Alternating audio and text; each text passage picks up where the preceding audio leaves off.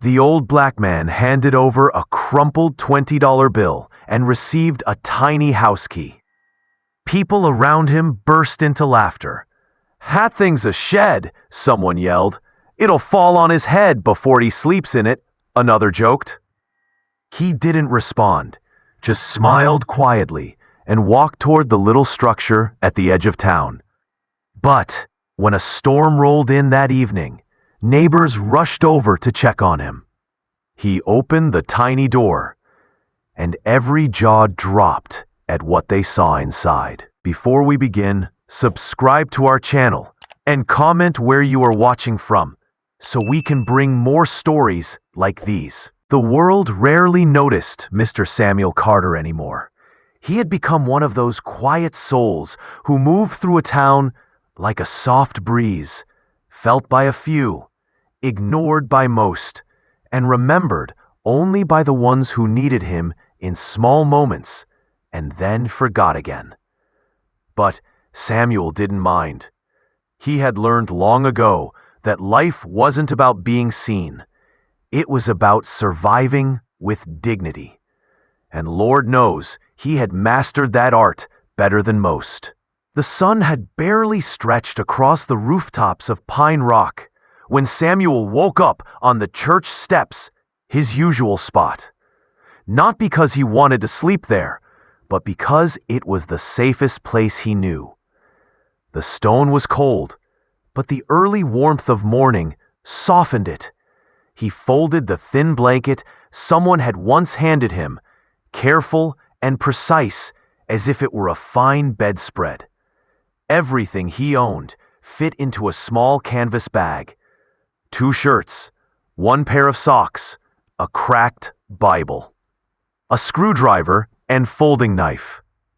And the last picture he had of his wife and daughter, he never showed that picture to anyone. Some memories were too sacred to share. Samuel stood slowly, joints popping like old wood trying to remember its glory days. He dusted his pants and straightened his worn cap. "Thank you, Lord," he murmured. "Another day. Give me strength to walk it." He always prayed in the morning, a habit from before his world fell apart.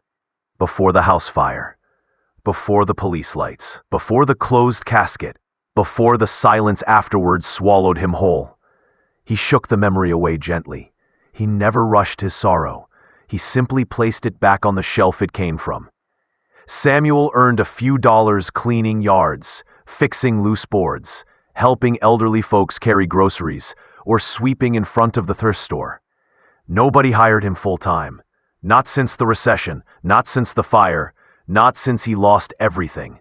But he was never bitter. "God don't forget nobody," he'd say whenever someone apologized for not having work. Most didn't understand how he stayed gentle in a world that had not been gentle with him. But that was Samuel. Quiet, soft-spoken, always helping even when he needed help more.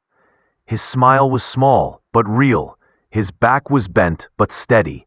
His spirit was bruised but unbroken.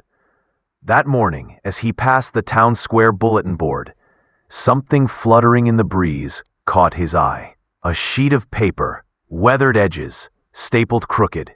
He stepped closer. Town sale notice. Old storage tiny home. $20. Sold as is. No warranty. Must be cleared immediately. Most people would have walked right past it. Actually, most had. Someone had even scribbled in pen, "This thing, not worth $1. But Samuel felt something stir in him. $20. $20 wasn't pocket change to him. It was food, medicine, bus fare, survival. But it was also something else. A roof, a place to call his. Even if it was just a storage shed. He touched the paper softly. $20, he whispered. If that ain't a miracle bargain, I don't know what is. He reached into his pocket and pulled out the faded wallet someone donated months ago. Inside were 3 crumpled bills and the few coins he'd collected sweeping behind the diner. Exactly $20.67. He closed the wallet and held it tight to his chest. "That's a blessing," he said, plain and simple. At the clerk's office, people stared when he walked in. Clothes worn thin, shoes patched with duct tape, beard neat but aged with time. "Sir, are you lost?" the young receptionist asked kindly, but with that tone people use when they assume you don't belong. "No, ma'am," Samuel replied with a gentle smile. "I'm here to buy that tiny home y'all posted." "The shed?" she blinked. "The storage shack?" "Yes, ma'am," he said, voice warm. "That one." She hesitated. "It's really small and not very nice." Samuel chuckled softly.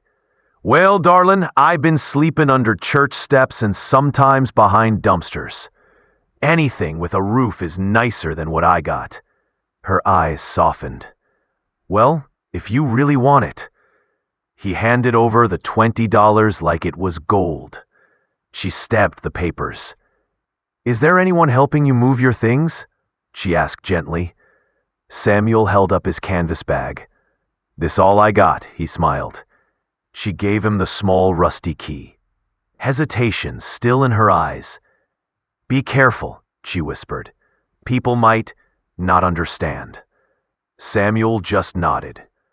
"I learned not to expect folks to understand my blessings." He walked out with the key held tight in his hand, almost reverent, like someone holding a newborn. Word spreads fast in small towns. By the time Samuel reached the tiny house, more like a shed with peeling paint and a sagging roof, a small crowd had already gathered nearby. A teenager snorted as he dragged his old mattress behind. "He think that's a real house?" "Bro, that thing looks like raccoons moved out because it was too dirty. Somebody film this. TikTok gonna love it." Laughter, pointing, pity mixed with cruelty. Samuel heard every word. He felt them too. But he didn't let them stop his steps. He looked at the tiny house, cracked wood and all, and whispered, "You and me, little place, we're gonna make something out of each other." He inserted the key with trembling hands. One woman passing by shook her head. "That poor old man," she whispered loudly, "must be losing his mind." Another man chuckled. "He gonna be evicted by squirrels before morning." Someone else laughed. $20 for that? I wouldn't take it for free." But Samuel Carter, he only smiled. "Blessin's a blessin'," he said softly, "no matter the size." As he pushed the door open, a voice called, "Mr. Carter, wait." Grace Miller hurried down the path, a gentle nurse from the clinic, always known for kindness nobody deserved, but everybody needed. She handed him a bottle of water and a soft blanket. "You shouldn't work so hard in this heat," she said. "Please, take care of yourself." Samuel's eyes softened. "Thank you, Miss Grace. You always show kindness in a world that ain't always kind back." She smiled sadly. "Everyone deserves dignity, Mr. Carter." He nodded. "I'm gonna make this place something special," he said with quiet pride. "I believe you will," she whispered. He stepped inside, closed the door behind him, and stayed there for hours. No hammering, no talking, no sounds at all. People outside joked, probably passed out already. Betty got stuck in the doorway. He might be talking to ghosts. But they didn't know him. They didn't know what he was doing inside. They didn't know the hands he had, the skills he once possessed, the craftsmanship he had buried of. Tonight, the world would learn who Samuel Carter truly was. When Samuel stepped inside the tiny house, pulling his old mattress behind him, he felt peace wash over him like warm water. But outside, cruelty was already gathering like a storm cloud. Because in small towns, sometimes the smallest man's dream becomes the biggest gossip. By noon, 3 teenagers had gathered near the dirt path leading to the tiny house. They weren't bad kids, just bored, loud, and raised in a world where phones recorded everything, even heartbreak. One of them, a lanky boy with dyed red hair, nudged his friend. "Yo, hit record. Old dude's trying to shove that mattress through the door." Another chuckled. "He think he livin' in there? Man, that ain't a house. That's a busted-up chicken coop without the chickens." A girl with bubble gum in her mouth blew a loud pop. "He probably don't even fit in there. Bet his feet stick out the door." They laughed. Mockery always came easy to people who never struggled. Samuel dragged the mattress across the grass, sweat darkening his shirt. His breath came shallow, but his smile stayed. "This old back still got some life in it," he murmured. Every time someone laughed at him, he repeated the same phrase under his breath. "A blessin' is a blessin', don't matter how folks see it." He pushed the mattress inside. It barely fit. Half of it propped up before he tilted and maneuvered it with practiced grace. The teens kept filming. "Bro, he really squeezing that thing in like a marshmallow into a keyhole." More laughter. A neighbor across the street shook his head, pretending sympathy but hiding amusement. "Poor fella must be losing it," he muttered to his wife. "Buying a shed and calling it a home." His wife laughed into her coffee. "He'll be evicted by raccoons by next week." When he stepped outside to catch his breath, more comments flew his way. "You sure you can fit in there, old man? Why don't you just sleep under the bridge again?" More. "You ain't really thinking that's a house, right? What's next? You gonna paint Home Sweet Home on it?" Samuel smiled a little, not out of agreement, but out of humility. "Ah, now," he said gently, "a man don't need much to be grateful." One man scoffed. "Grateful? For this?" He pointed to the shed, smirking. "Man, a stiff wind'll knock that thing into splinters." A woman added, "He's probably delirious from the heat." Samuel shook his head slightly. "Just know a roof, no matter how small, is still a place God can put peace." They didn't understand. They weren't meant to. While the mockery grew louder, Grace Miller returned, car parked a little crooked because she rushed. She walked toward him carrying a small grocery bag. "Mr. Carter," she called softly, "I brought you something." Samuel turned and brightened instantly. "Miss Grace, you always bring sunshine with you." Inside the bag, a fresh blanket, a few protein bars, a cold bottle of water, and a small battery lantern. She placed them into his hands. "I figured you might need a little something for the night," she said, "till you get settled." He looked at the items like they were gold. "You an angel, Miss Grace," he whispered. "You really are." She smiled, brushing a loose hair behind her ear. "Everybody deserves a warm night and a little dignity." One teenager snorted. "Dignity? In that shed? Good luck." Grace turned sharply. Her voice stayed calm, but cold. "Respect your elders." The kids quieted, but kept filming. Samuel gently touched her elbow. "Don't worry about them," he murmured. "They kids. World ain't taught them softness yet." Grace sighed. "You're kinder than most people I know." Samuel shrugged with a humble smile. "I just been on the other side of hard enough times to know better."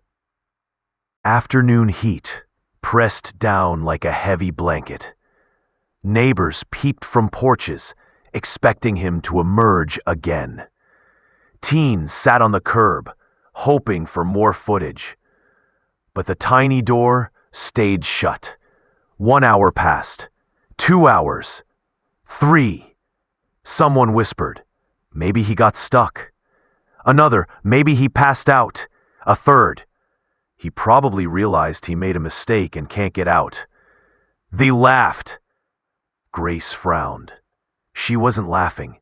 She kept glancing at the shed, confusion knitting her brows. Samuel was old, fragile, working in the heat.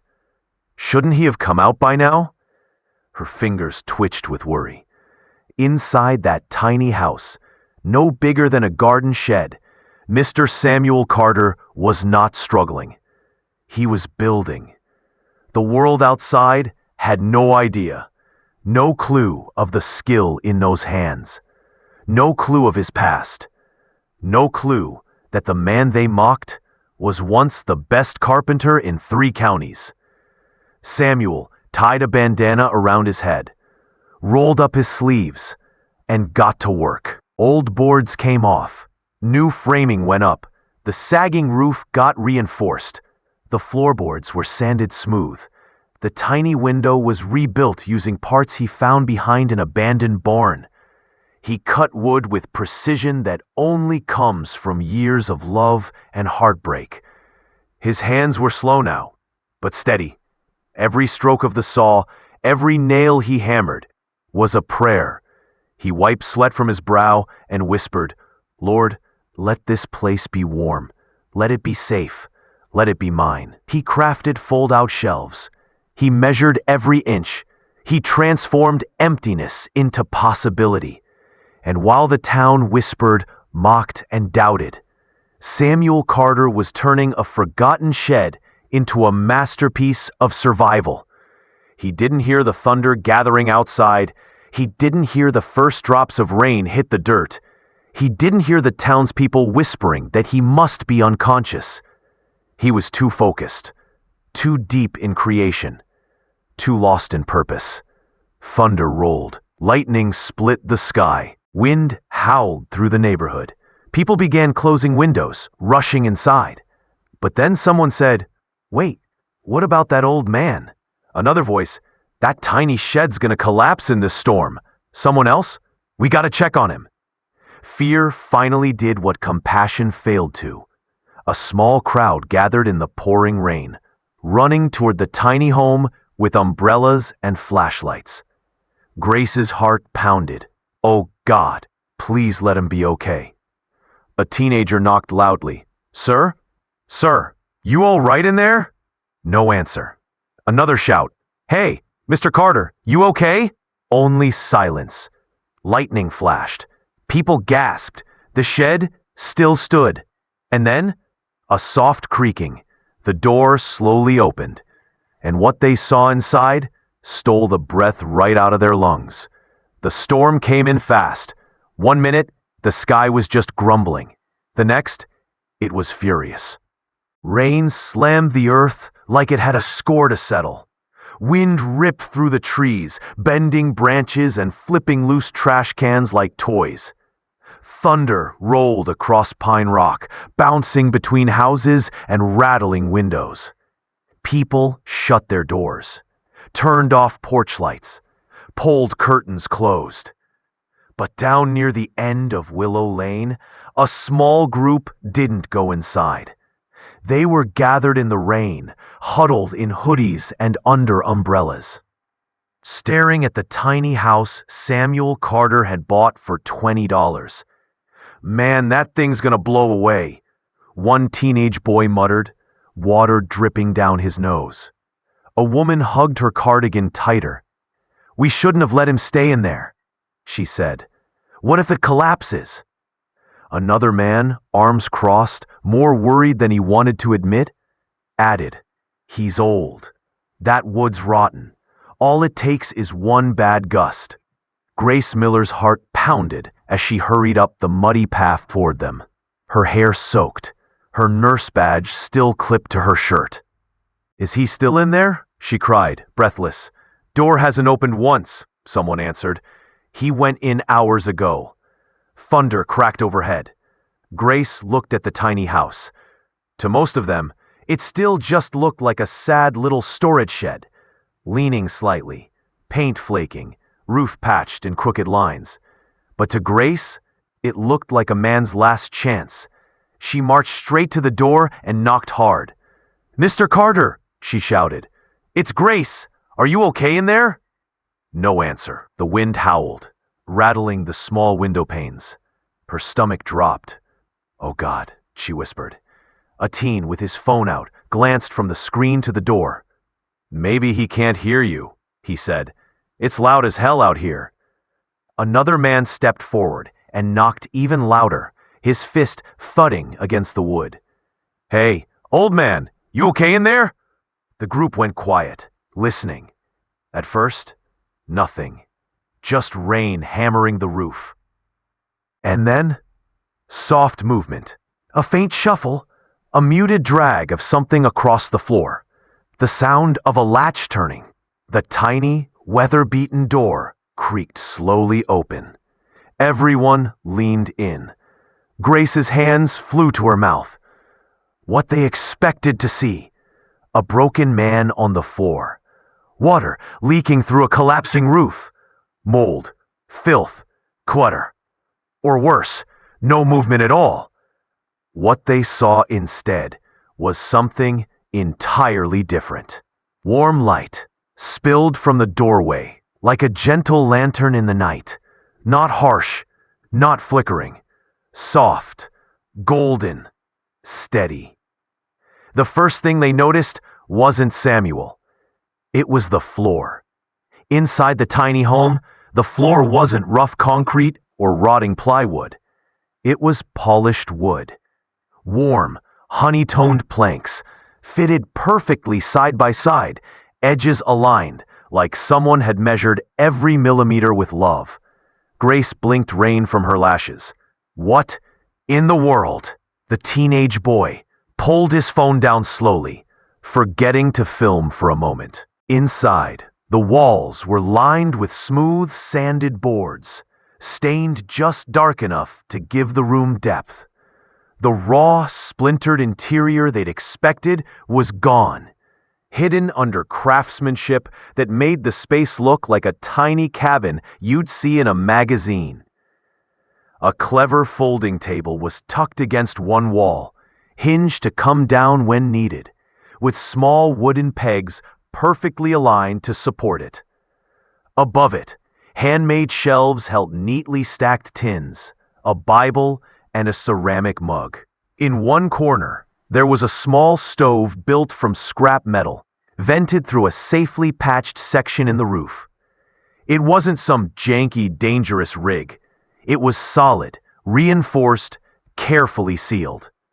On the other side, a fold-out bed frame was mounted to the wall, currently down, supporting Samuel's old mattress, now covered in a clean blanket Grace had given him, smoothed and tucked like a man who respected even simple things.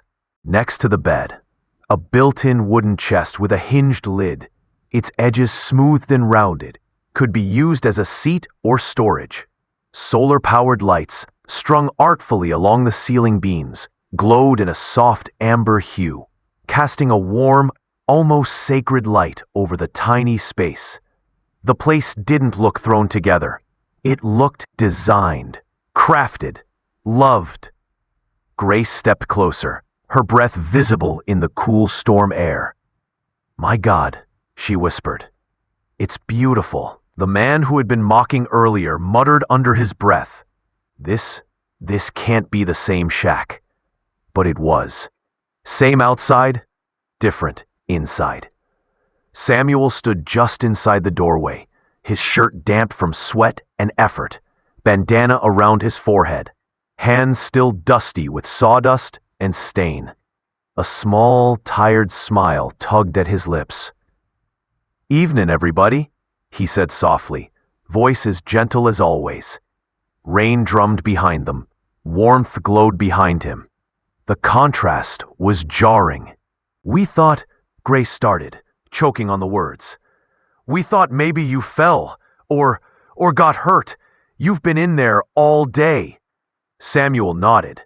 "Yes, ma'am. Been busy," he said. "Had to get it mite before the rain came."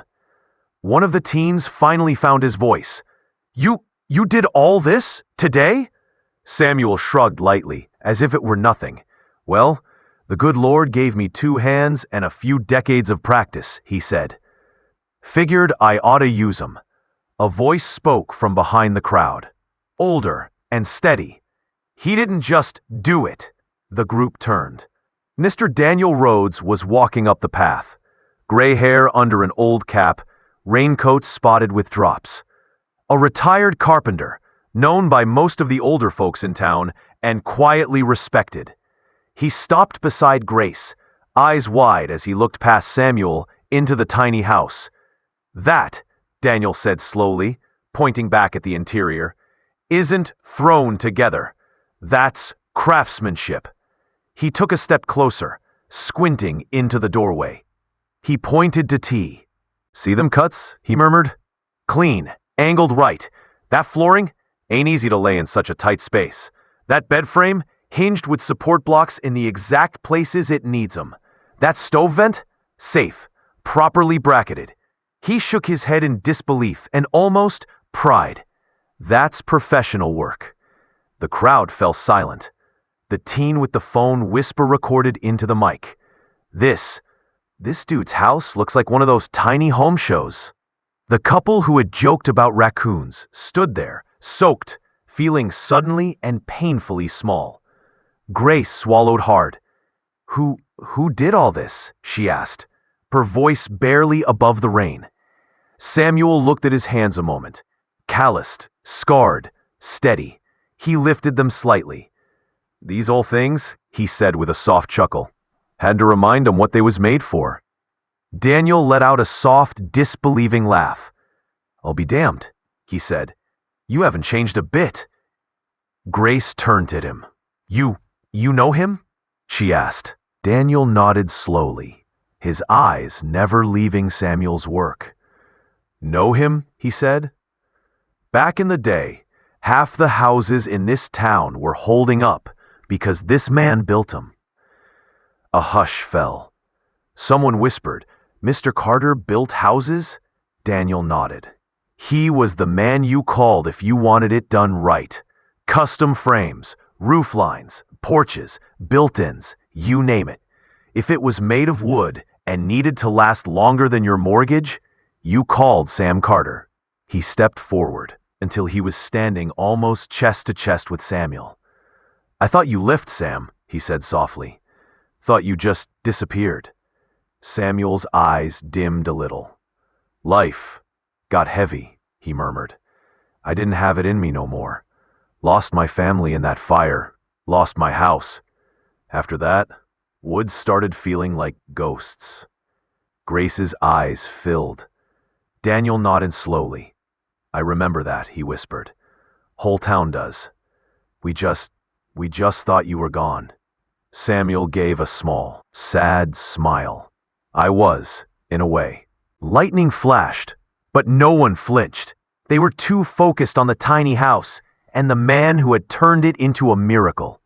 The teens who had recorded earlier lowered their phones. One of them, the boy with the red hair, swallowed hard. He muttered, "We didn't know you were like that." Samuel tilted his head gently. "Like what, son?"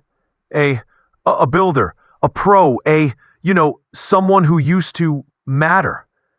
There it was, the sting. Unintentional, but sharp.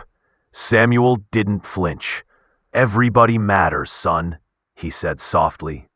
"Building houses don't make you matter more. Sleeping outside don't make you matter less."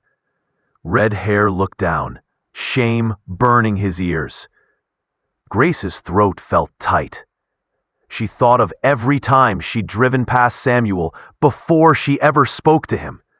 How many days she'd told herself, "I'll help next time." How many times she'd looked away.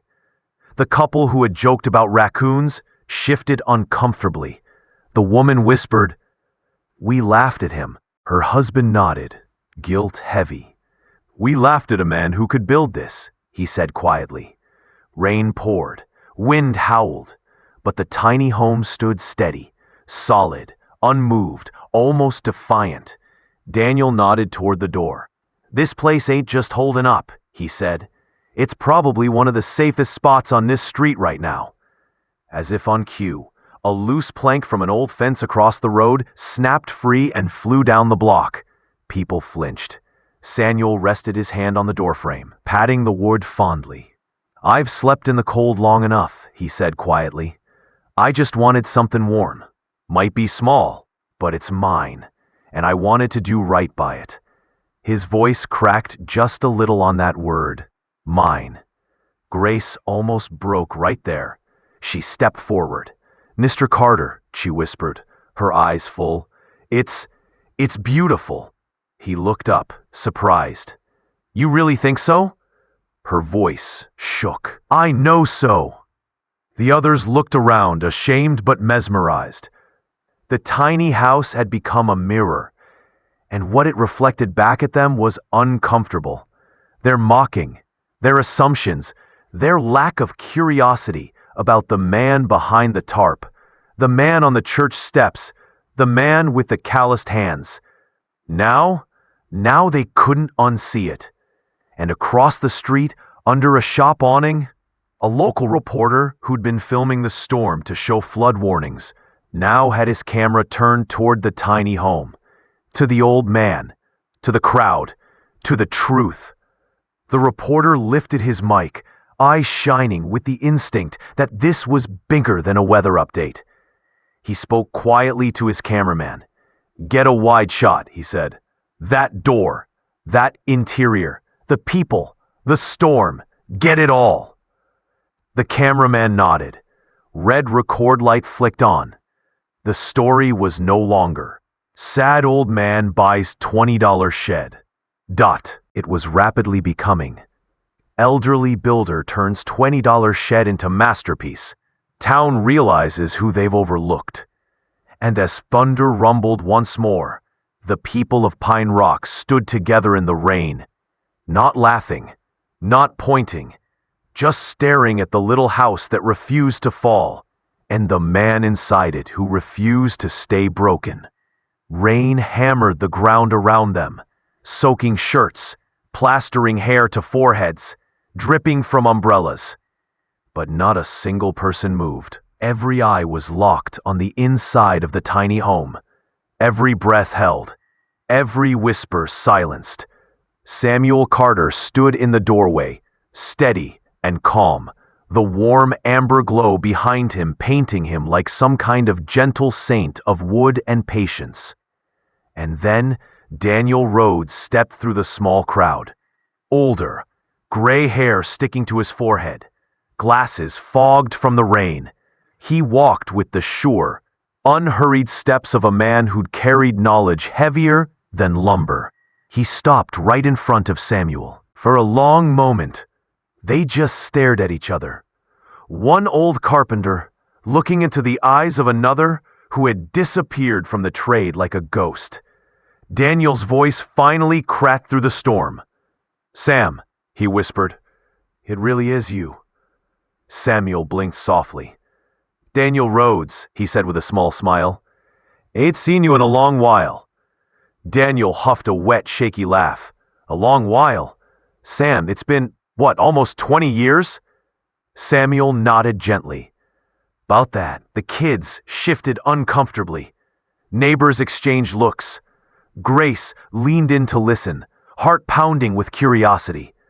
Daniel took off his rain hat, letting water run down his face and jacket. "I thought you left town after the fire," he said quietly. "No one heard from you again. We didn't know where you went, or if you were even still alive."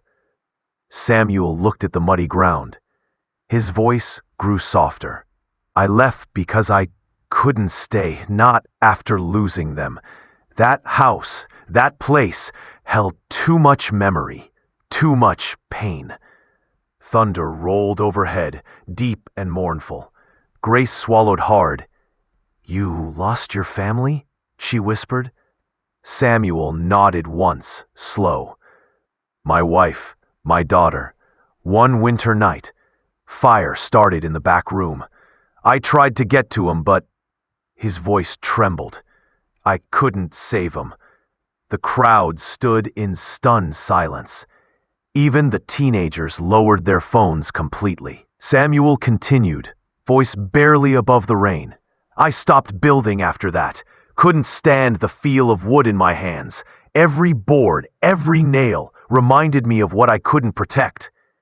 Daniel closed his eyes, pained. Sam, we didn't know.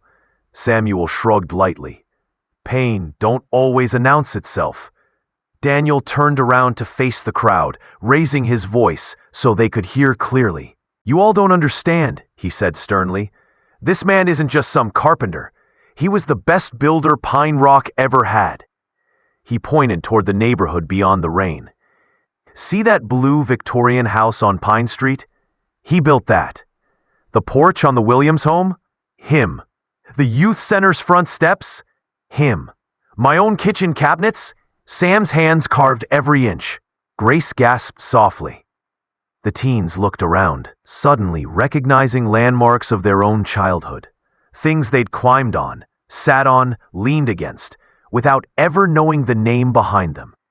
Daniel's voice grew stronger. He didn't just build houses. He built foundations. He fixed things nobody else could fix. Folks used to say, if you wanted something to last longer than you did, you hired Samuel Carter. He turned back to Samuel, eyes bright with memory. You were a master craftsman, the kind of builder who didn't need blueprints.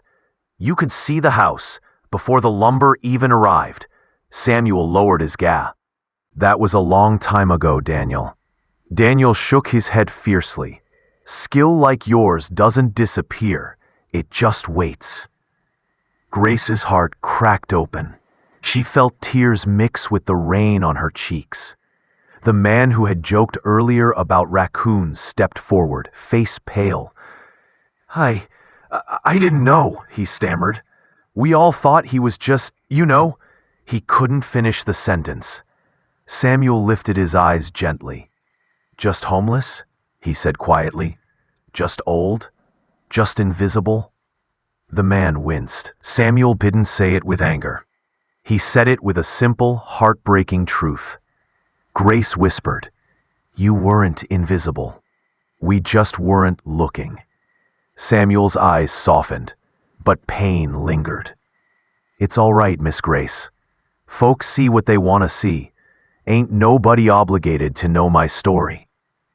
A teenage girl stepped forward, her bubble gum long gone, her hands shaking. Mr. Carter, I recorded you earlier.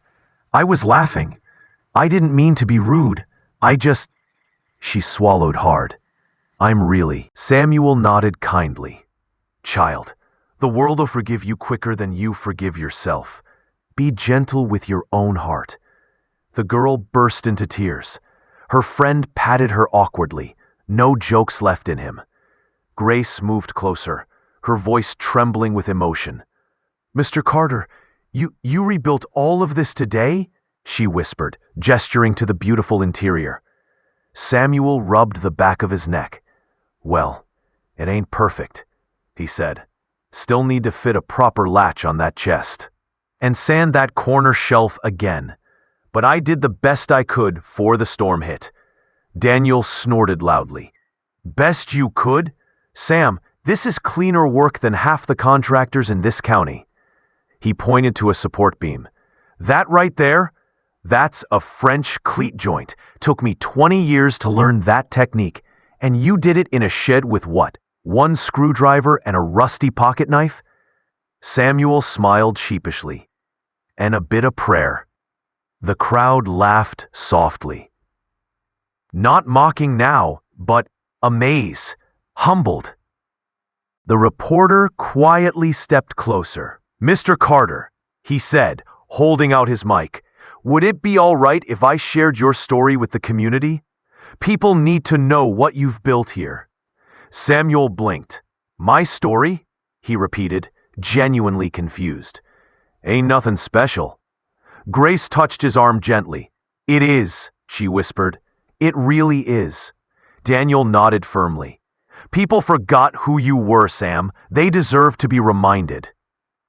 Samuel stepped aside and let the reporter film the inside of the home. Rain softened. Wind slowed. And in the warm glow of that tiny house, the camera captured a miracle. A man once broken. A house once mocked. A community once blind. As the reporter filmed, more neighbors arrived, drawn not just by the storm, but by the news spreading across Pine Rock like wildfire. The old man in the shed built a whole home inside. They say he's a master carpenter. They say he used to build half the town. They say he's been living homeless all these years. People approached with umbrellas, rain boots, and drenched hair. One whispered, "We walked past him for years." Another, "And all this time, he had gold in his hands." Daniel rested a hand on Samuel's shoulder. "You still that builder?" he said quietly. "This tiny house? This is you coming back to life, Sam." Samuel exhaled slowly. "I don't know, Daniel. I just needed a place to rest." Daniel smiled softly. "And you created a masterpiece." Grace nodded through tears. "A miracle," she corrected gently. Samuel looked around at the faces. No longer laughing, no longer mocking, no longer dismissive. Instead, grateful, ashamed, amazed, moved. And for the first time in 2 decades, Samuel Carter felt seen. Thunder rolled again, closer this time, shaking the air above Pine Rock like someone dragging furniture across the sky. The rain, which had slowed for a moment, came back with a vengeance. Sheets of water pounding the street, bouncing off hoods, turning the dirt around the tiny house into thick, sucking mud. But still, nobody left. More people arrived. It wasn't curiosity anymore. It was something heavier. Conviction, guilt, a need to make this right. The once forgotten end of Willow Lane was suddenly the center of town, all because of a $20 shed and the man who turned it into a miracle.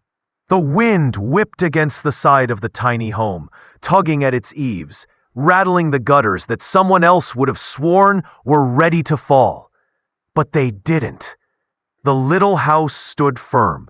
No shingles flew. No boards creaked in fear. No windows shuddered loose in their frames. Instead, it held like it had been born for this exact storm. People watched in awe as the wind tore a loose sign off a nearby fence post, sent trash can lids spinning, and knocked over a flimsy pop-up yard tent. Yet the tiny home? Still, solid, rooted. A neighbor squinted against the rain. "I was sure that thing was gonna fall over in the first gust," he admitted quietly. Daniel shook his head. "Not with the way he framed those corners," he said. "The cross bracing inside, the way he tied the rafters. I could tell from one look. This thing isn't just sitting on the ground. He anchored it." Another neighbor frowned. "Anchored?" Daniel nodded. "You don't just drop a structure like this and hope for the best," he said. "You reinforce the base, lock the corners, create resistance." That's what he did. In one day. Grace wiped water from her face, eyes shining. "All this time, and we thought he was just drifting," she murmured. "But he still knew how to build something that could stand." She wasn't just talking about the house. The couple who had joked earlier about raccoons evicting him stood shoulder to shoulder now, both soaked, both silent. The wife bit her lip. "We made fun of him," she whispered, right there, loud enough for him to hear. Her husband swallowed hard. "And he still smiled," he said. "Still thanked God for a blessing." A teen near them sighed heavily. "I put him on my story," he admitted. Caption said, "Old man bought a tiny coffin to live in." He shook his head, face twisted in regret. "I thought it was funny at the time." Grace turned and looked at him, not with anger, but with something worse. Disappointment. "What are you going to do now?" she asked softly. The boy stared at the glowing interior of the tiny home. "I'm going to delete it," he said, "and then I'm going to post the truth." The local reporter finished filming his segment. He stepped aside to call the station. Yeah, I've got something big, he said. No, not the storm, bigger. Human story. Elderly man, $20 shed, turned it into a professional tiny home overnight. Used to be a master carpenter.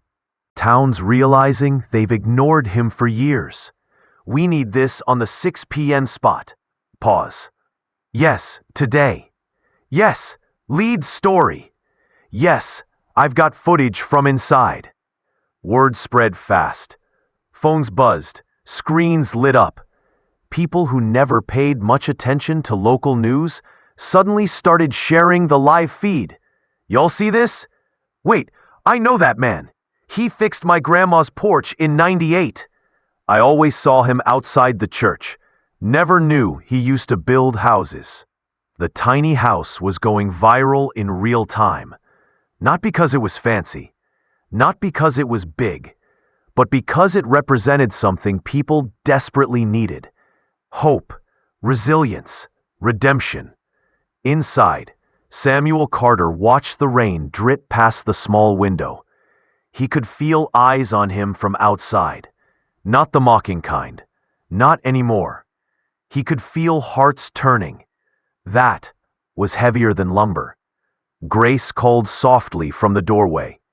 "Mr. Carter, you should come out for a minute. We want to talk to you." Samuel hesitated. He wasn't used to being wanted anywhere but in the shadows.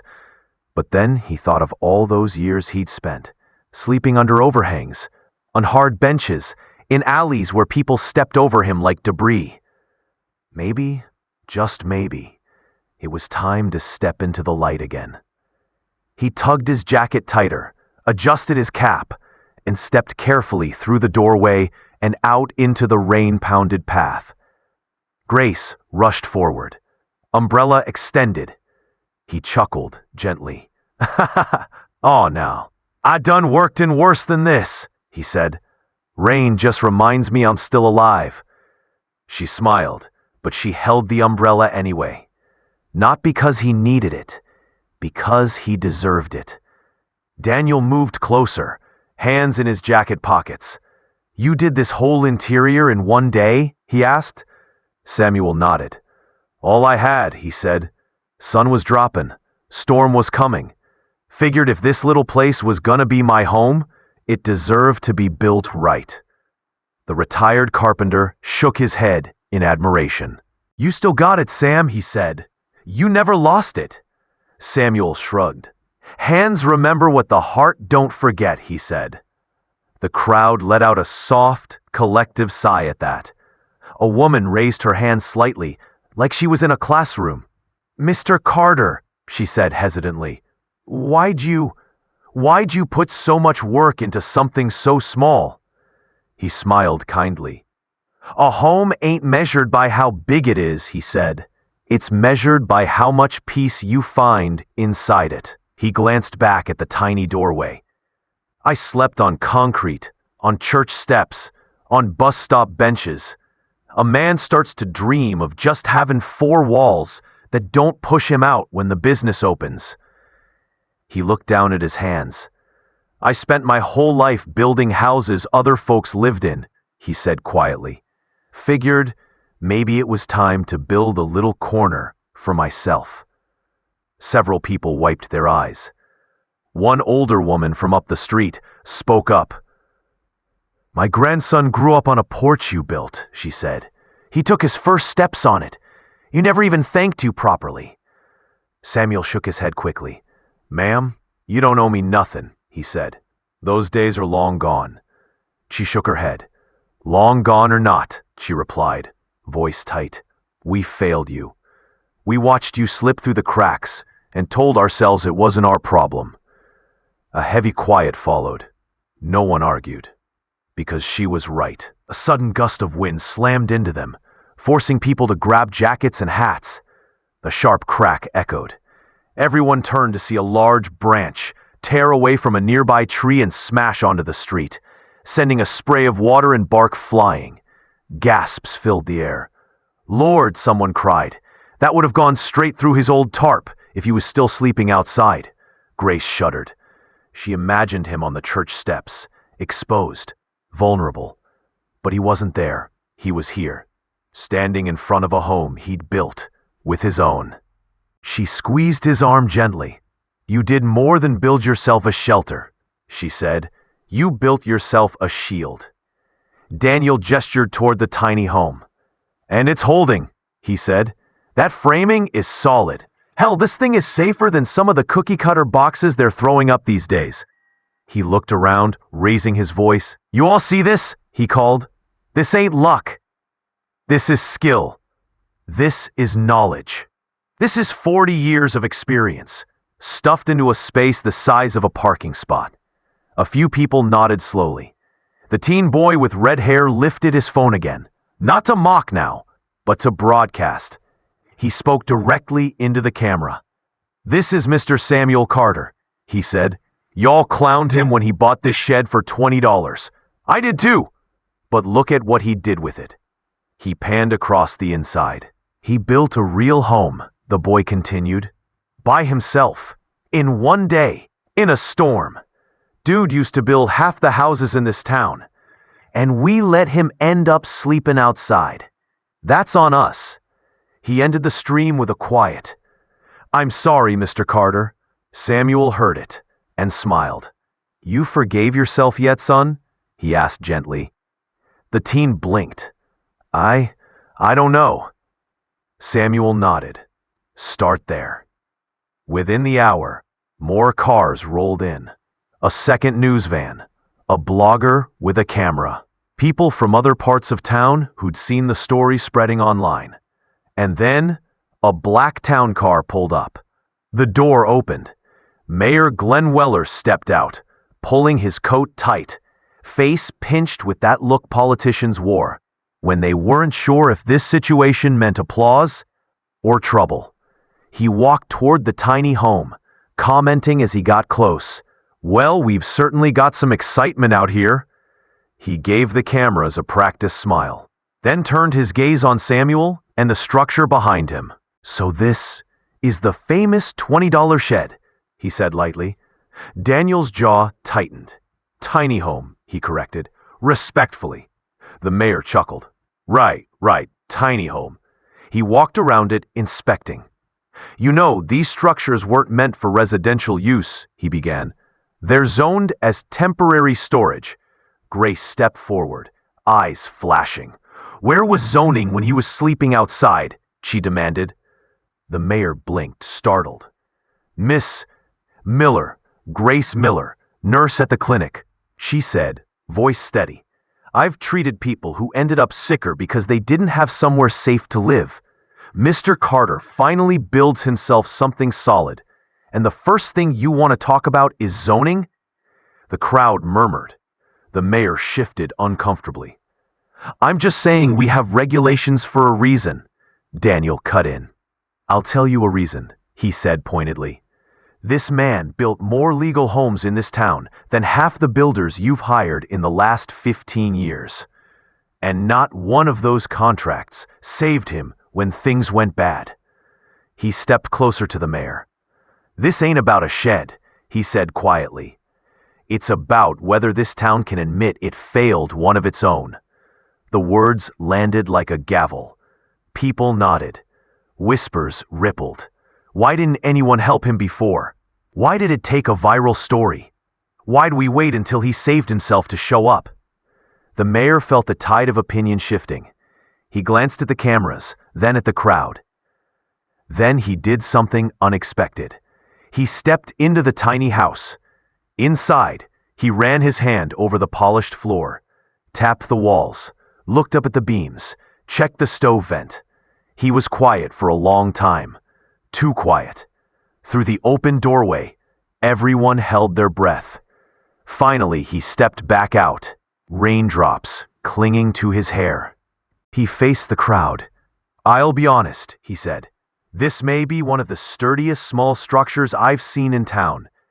He turned to Samuel, voice softening. "You did this all yourself?" he asked. Samuel nodded. "Yes, sir. Just wanted to build something warm and safe. Didn't think it would cause all this fuss." The mayor exhaled. "Well, Mr. Carter," he said, voice carrying now, As far as I can see, this tiny home is structurally sound, safer than some of the old houses I've signed off on." He paused. "And I'll tell you something else. Given that this structure withstood this storm better than half the fences on this street, I would say you've proven you know what you're doing." The crowd let out a breath they didn't know they were holding.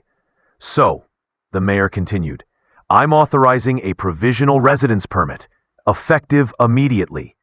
People gasped. "He can stay?" Grace asked. "Yes," the mayor said, "he can stay. And if regulations need changing, then we'll look into cha." The crowd erupted in cheers. Tears mixed with rain. Daniel clapped Samuel on the back, nearly knocking him forward. "You hear that, Sam? You home," he grinned. Samuel stood there, stunned. Home. Not a corner of a sidewalk, not a bench, not the back of a church. Home. He swallowed hard, eyes wet. I don't know what to say," he whispered. Grace took his hand gently. "You already said it," she smiled. "When you built this place, you said, 'I still believe I'm worth a roof.'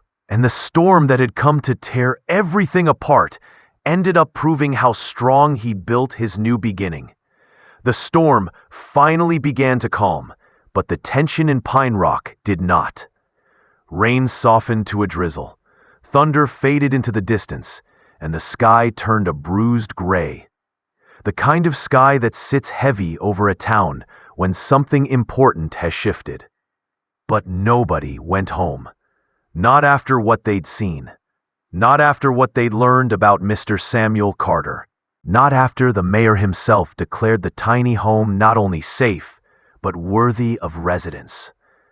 People gathered closer beneath umbrellas and jackets, huddling together with the kind of energy that only rises when a community suddenly realizes, we failed someone who deserved better.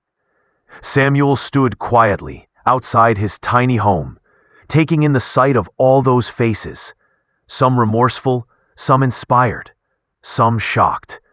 He wasn't used to being the center of anything. Certainly not the center of compassion. Grace was the first to step toward him again, placing both hands over her heart. "Mr. Carter," she said softly, I think today changed this town." Samuel gave her a small smile. "I just picked up a little place," he murmured. "Ain't meant to change nothing big." Daniel shook his head. "You did more than fix up a shed, Sam. You reminded people what a man with heart, skill, and humility can do." The teen boy with red hair cleared his throat awkwardly. Mr. Carter," he said, stepping forward, I want to say something." Samuel looked at him gently. "I'm listening, son." The boy swallowed. "I was laughing at you earlier, filming you, posting stupid stuff. But after seeing all this, after hearing who you are," he scratched the back of his neck, embarrassed. "I'm sorry, really sorry." Samuel's smile deepened, kind and forgiving. "Son, apology ain't a weakness. It's a sign you growin'. World needs more of that."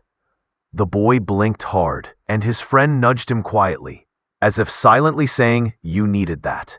Mayor Weller stepped forward again, this time without the polished grin he wore for cameras. He looked at the crowd, not his usual small groups at ribbon cuttings, but a community confronting its own conscience. He cleared his throat. "I want to be transparent with everyone," he began. "Legally, Mr. Carter's tiny home shouldn't be a residence. Our zoning laws were made to prevent unsafe living conditions. I seen here," Daniel muttered. "Sometimes laws forget to account for people." The mayor exhaled. "You're right," he said. "They do.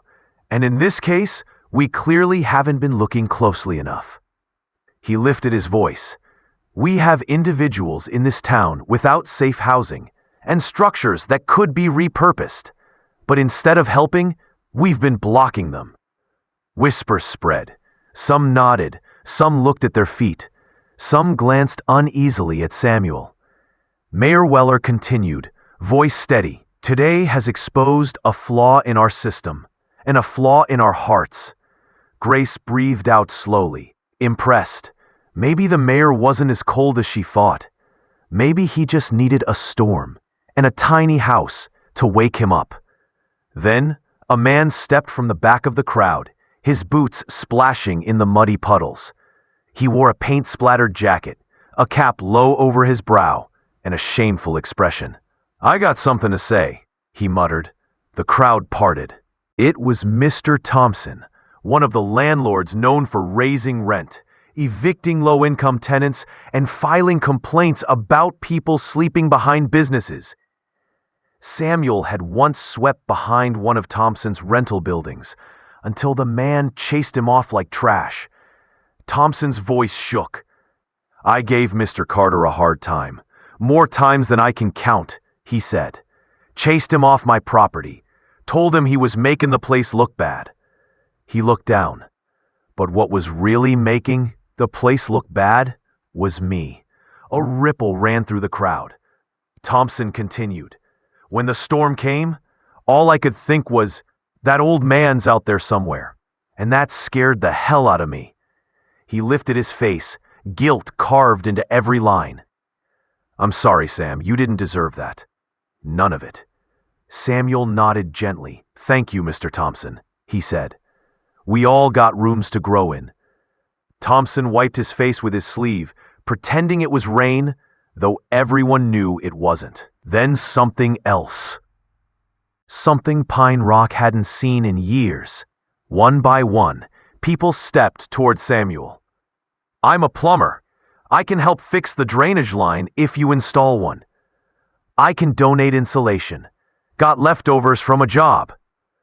I run the hardware store. I'll give you tools, free ones.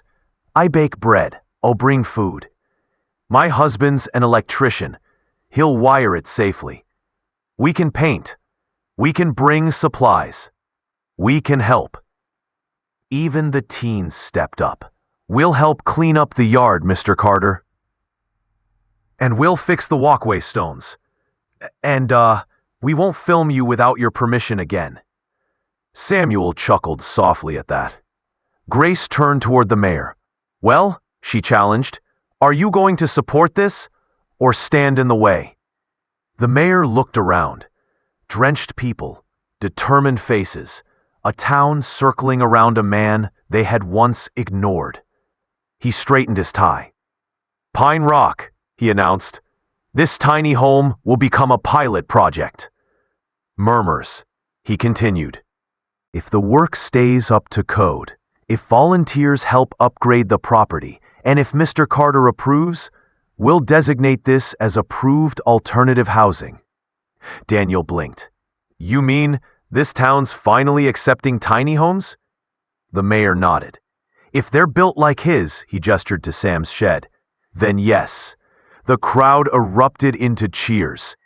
Samuel stood still, overwhelmed, unsure how to handle so much attention, kindness, and redemption all at once.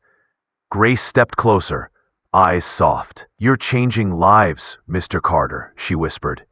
"Starting with your own." Samuel swallowed. "I was just trying to stay dry," he murmured. Grace smiled. "And God used that to wake up a whole town." As the volunteers talked and the mayor fielded questions, Samuel stepped aside for a moment, leaning against the exterior wall of his tiny home. He looked up at the sky, the same sky under which he had slept cold and alone for years. Rain still dripped from the gutter, but his cheeks were wet with tears of another kind. He whispered softly, "Lord, I didn't know I still mattered." From behind him, Grace spoke just as softly. "You always mattered. We were the ones who forgot." Samuel wiped his face. "I don't know how to accept all this help," he admitted. "I ain't used to folks caring." Grace's smile was warm as sunrise. "Well," she said, "you built a place for shelter. Now let us build one around you." Daniel joined them, clapping a hand on Samuel's back. "You gave this shed a second life," he said. "It's time to give yourself one too." Samuel chuckled weakly, voice trembling. "All this for a tiny house?" Daniel shook his head. No, Sam, all this for you. The next morning, Pine Rock woke up early, not because of an alarm clock, not because of school or work, but because a quiet old man in a tiny $20 house had reminded the town they still had a heart. Before sunrise, the first car rolled onto W, then another, then a truck, then 3 more. People arrived carrying toolboxes, lumber, insulation rolls, paint cans, garden tools, hot coffee, breakfast biscuits, and by 7 a.m., someone had set up a folding table labeled Volunteers Sign In, with a slightly crooked smiley face drawn by one of the teens. It didn't look like a work site. It looked like a family reunion the town didn't know it needed. Samuel Carter stepped out of his tiny home just as the sun warmed the damp ground. He had slept lightly, still half afraid he'd wake up to find the whole day before had been a dream. But when he opened his door, he gasped. People filled the yard. Neighbors he'd never met. Kids he'd seen grow up from a distance. Families who had benefited from his work decades ago. Grace stood near the table, waving at him with a bright smile. "Morning, Mr. Carter." He blinked, stunned. "Miss Grace, what in the world?" Daniel walked up, wiping sawdust from his hands, even though he hadn't started yet. "You inspired a movement, Sam," he chuckled. "Now let's get to work." A carpenter crew arrived first. Not hired, not contracted. Volunteers. "Where you want these boards, Mr. Carter?" one asked. Samuel blinked. I can't tell y'all what to do," he said, shy. Daniel clapped a hand on his shoulder. "Yes, you can. This is your home." "You're the boss." Samuel cleared his throat, finding his voice again for the first time in years. "Well, if y'all don't mind, maybe we could reinforce that side wall and put insulation between the boards. That corner needs a brace, and, if the Lord allows, maybe a small porch." People nodded, like he had just given a Nobel Prize acceptance speech. "You got it. We'll get that bracing up first. I'll handle insulation. Porch? Done." The momentum was contagious. Around mid-morning, a group of children approached Samuel shyly. They were carrying little wooden birdhouses and pieces of scrap wood. One girl, holding a half-painted birdhouse, tugged at his sleeve. "Mr. Carter, can you teach us how to build things like you do?" Samuel's heart nearly gave out from the sweetness. "You want to learn from me?" he whispered. A little boy nodded enthusiastically. "Mom said you built our front steps. They're still not broken." Samuel laughed softly. "Well, I'll be glad to show y'all some tricks," he said, kneeling slowly. "First lesson, wood listens if you treat it gentle." The kids leaned in as if he were revealing magic spells. Soon, Samuel was surrounded by tiny hands, curious eyes, and laughter as he gently guided them through sanding, aligning corners, and tapping nails without splitting wood. Grace watched from the side, tears forming. "This is who he was meant to be," she whispered. By noon, the tiny home didn't look tiny anymore. Volunteers extended the frame outward, adding a side room. Electricians wired safe outlets. Plumbers offered to install a small bathroom. Gardeners planted flowers along the walkway. A local bakery delivered lunch for everyone. People who hadn't spoken to each other in years worked side by side. One neighbor looked around, astonished. "I haven't seen Pine Rock this united since the fair parade in 2005, she said. Another agreed. "It took one man to remind us how to care for each other," he said. A news van pulled up, cameras rolling. This time, they weren't here because of a scandal or a storm. They were here for hope. The reporter walked up to Samuel. "Mr. Carter, the nation saw your story last night," he said. "Donations have reached over $30,000. People from across the country admire your craftsmanship. How do you feel?" Samuel looked around at the volunteers, the children, the tools, the house growing bigger by the hour. He wiped his eyes. "I feel blessed," he said. "I feel seen. And I feel like maybe God wasn't finished with me after all." The reporter smiled through misty eyes. "Well, the world isn't finished with you either." Later in the afternoon, Grace approached him, holding a small envelope. "What's that, Miss Grace?" Samuel asked. She gently pressed it into his hand. "Something from the clinic staff," she said. "We all chipped in." Inside was a card signed by every doctor, nurse, and receptionist, with a check tucked inside. Samuel stared at it in shock. I can't take money from y'all." Grace shook her head firmly. "You gave your whole life to others. Let us give back." His voice cracked. "You don't know what this means." Her eyes softened. "We do," she said. Near sunset, Daniel stood beside Samuel, hands on his hips, admiring the progress. "You know, Sam, with a crew like this, we could get the place finished in a week," he said. Samuel chuckled. "Y'all moving faster than when we built the Johnson place back in '89. Daniel grinned. "I remember that porch. You told me if I hammered one more crooked nail, you'd send me home." Samuel shook his head. "I was grieving then. Didn't realize how much I barked." Daniel placed a warm hand on his shoulder. "You were carrying the weight of the world, Sam. Nobody blamed you." After a long pause, Daniel cleared his throat. "I've been thinking. How'd you feel about helping me run a weekend woodworking class at the community center? You'd be paid, of course." Samuel froze. "Me? Teach?" Daniel nodded. "You've got more skill in your pinky than half the carpenters I know. And these kids, they adore you already." Samuel's eyes filled again. I'd be honored." As the sun dipped low, the town gathered around the nearly completed cottage, no longer a $20 shed. It now had a small porch with a railing, a side bedroom, a fully insulated interior, a real bathroom, a sturdy metal roof, painted walls, a little garden patch out front. The volunteers stepped back. Grace squeezed Samuel's hand. "Mr. Carter," she whispered, "you have a home." He looked at it, really looked, and broke. Not in sadness, in release, in gratitude, in the overwhelming realization that his life, after years of being dismissed, ignored, overlooked, had been given back to him. He pressed a hand over his heart.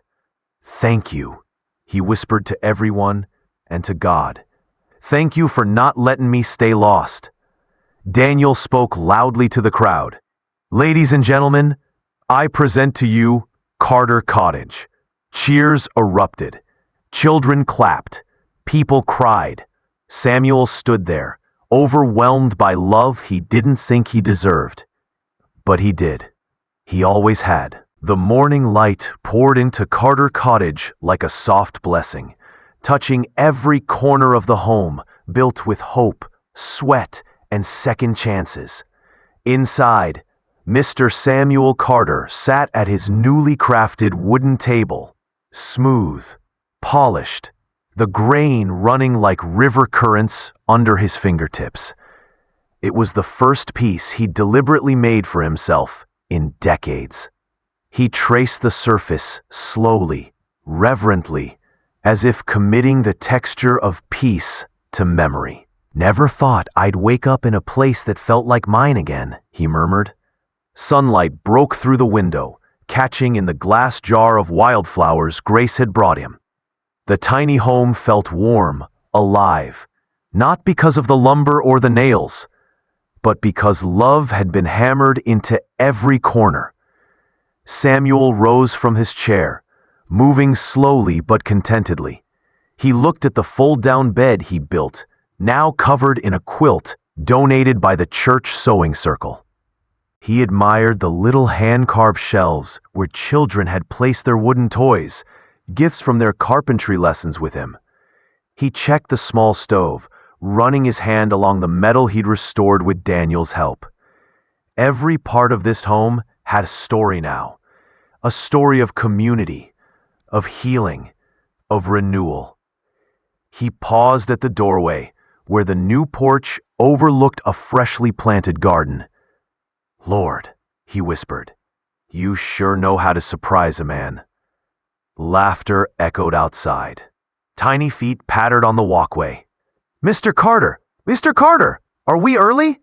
Samuel stepped onto the porch and smiled at the group of kids carrying small toolboxes and scraps of wood. "You right on time," he said warmly. "What we makin' today?" One boy grinned. "A birdhouse! A fancy one!" a little girl added shyly. "And Grace said you'd teach us the secret trick to sanding smooth like butter." Samuel chuckled. "All right now, gather round. First lesson of the day. Wood talks. You just got a list." The children leaned in, wide-eyed, as he guided their hands. "Sand here. Hold steady. Work slow. Let the grain show you the way." Grace strolled up the path, watching him with admiration. "You've become the heart of this neighborhood," she said softly when she reached him. Samuel shook his head modestly. "Nah, I'm just doing what my hands remember." Grace smiled. "Your hands remembered how to build, but your heart remembered how to live." He paused at that, deeply moved. Later that afternoon, Mayor Weller approached Carter Cottage with a folder under his arm. He cleared his throat as he reached the porch. "Mr. Carter," he said gently, "I wanted to give you this."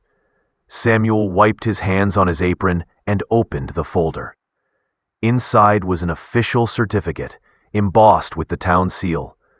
Carter Cottage, designated community landmark, honoring craftsmanship, resilience, and service.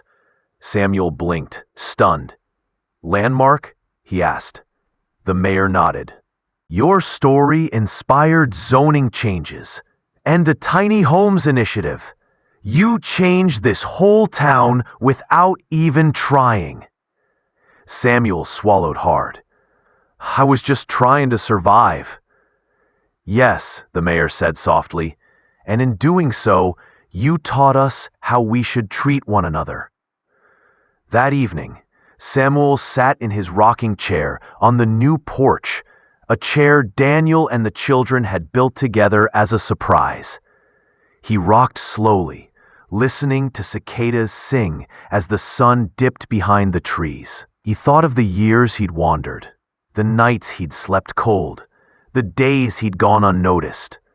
But then he thought of now, a warm bed, a strong roof, children calling his name, neighbors dropping by, a town that had rediscovered its heart, and above all, a purpose reborn from ashes. He closed his eyes and let the gratitude rise from deep within him. "People laughed when I bought this little place," he whispered. "They saw a broken shack." He smiled softly. "But you saw a beginning." He opened his eyes, watching as fireflies danced in the dusk. He leaned forward, hands clasped. People judge a man by what they see outside, not by what he still carries inside. His voice grew reflective, almost like a narrator voicing the story of his own healing. They didn't see the skill. They didn't see the years of building or the years of pain. They only saw an old man dragging a mattress into a shed. He rocked slowly. But a home ain't measured in square feet. It's measured in love, in effort, in hope. He looked out across the street, where neighbors waved before going inside for dinner. "Sometimes God puts blessings in small places," he said softly. "Tiny ones. Ones folks walk right past."